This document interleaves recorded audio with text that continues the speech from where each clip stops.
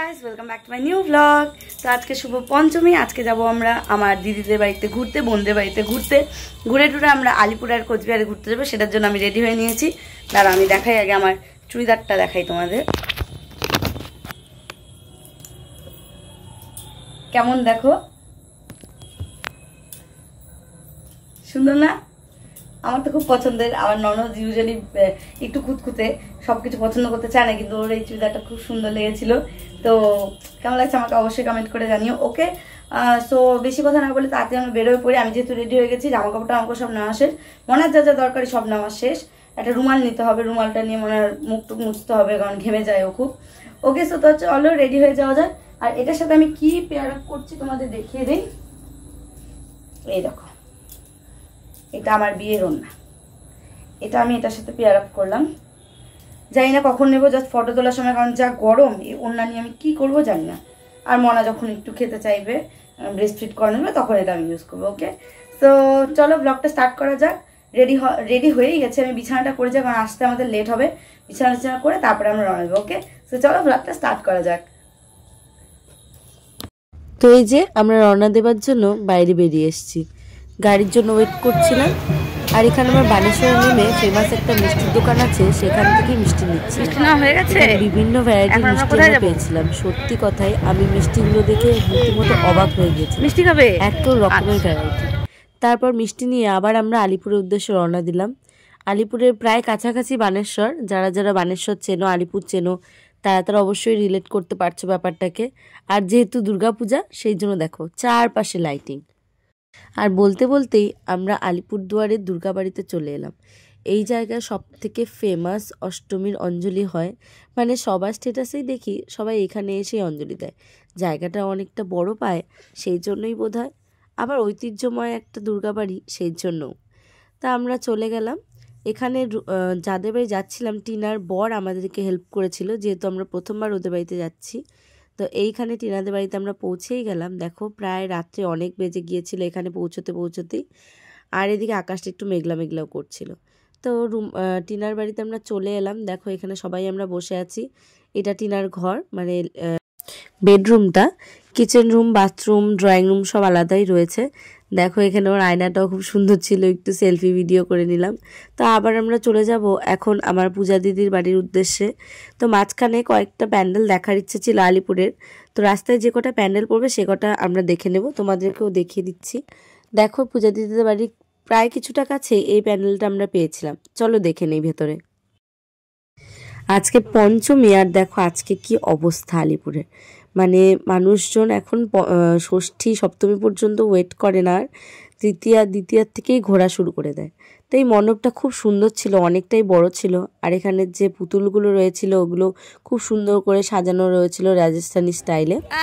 তা আমরা দেখছিলাম এখানে। ক্যামেল মানে কি? ক্যামেল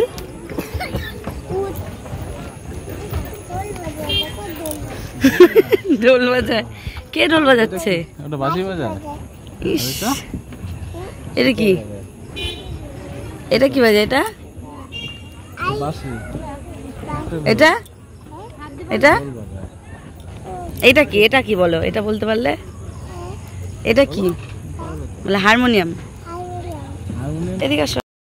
শুধু মণ্ডপের বাইরেটা দেখলেই হবে না, চলো ভেতরের আমরা প্রতিমাটাও দেখে নিই।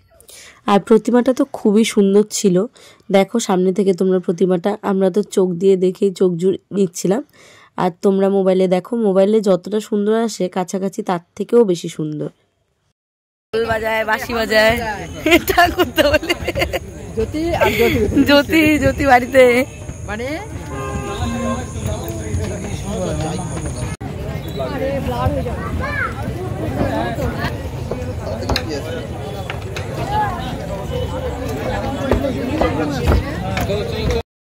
তো আমরা মণ্ডপ ঘুরে চলে এলাম আমার পূজা দিদির বাড়িতে।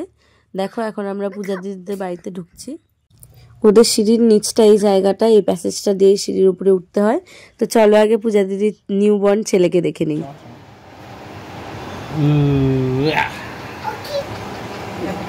ধ্যান করছে। চলো নিচে যাই।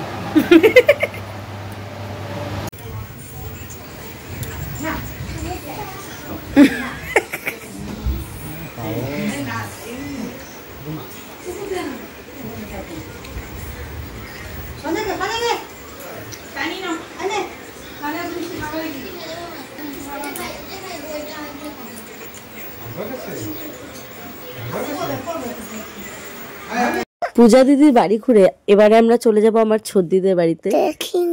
দেখো এই যে তো রাস্তার ধারে এই দুর্গা বাড়িটাতেই পূজা দিদিকে বাসি বিয়ের পরে আনা হয়েছিল। এখানে নমস্কার করে তারপরে আমরা গিয়েছিলাম। তো এই দুর্গা বাড়িটা দেখে আমার ওই সিনটা মনে পড়ে গেল। পূজা দিদি ভীষণ কান্না করছিল আর আমাদের বারবার করে ফোন করছিল যে তোরা তাড়াতাড়ি আয়। তো আমরা সেখানে চলে গিয়েছিলাম। গিয়ে দেখি ওর বড়কে খুব সুন্দর করে সামলে নিয়েছে।